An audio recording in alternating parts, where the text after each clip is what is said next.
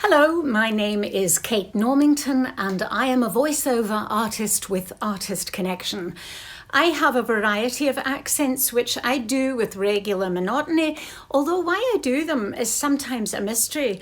Oh God, and now I am speaking in a Russian accent for reasons unbeknownst to myself. I am generally asked to traverse certain continents on a daily basis, and that might include an Irish accent, although admittedly I'm more at home with the southern accent, or Bollywood Irish as they like to call it in Galway.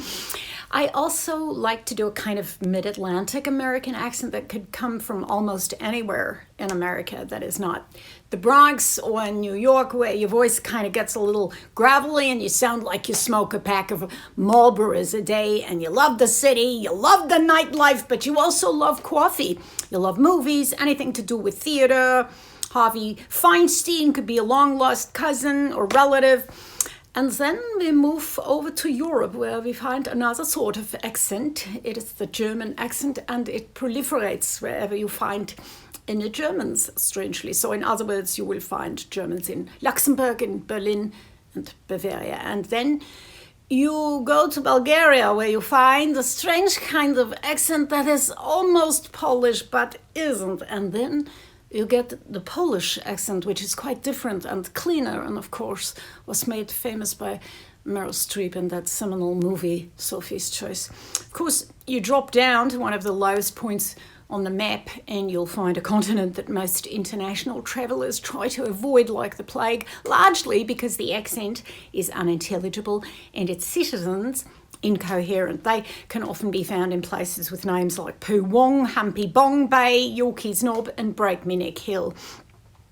Then you move closer to home and we have what is traditionally known as the Afrikaans accent, a sort of basic South African accent that is a bit flat depending on where you come from in Joburg.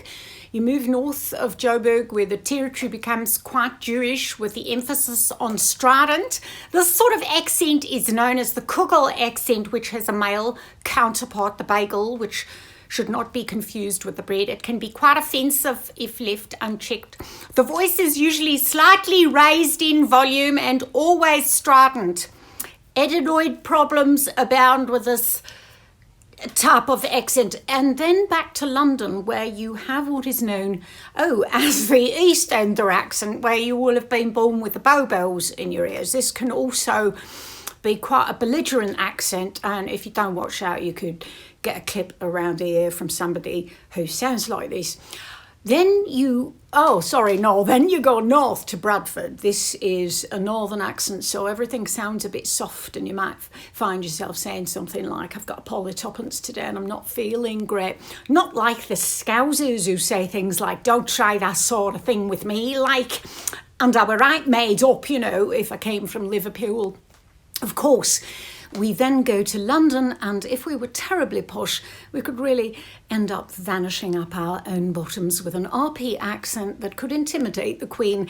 And then, of course, there is the awfully accent which presumably the Queen uses when her dogs are barking too loud and she needs to be heard above the noise. And why don't I just finish off with a little French number just to show you that I can get a little bit naughty if required.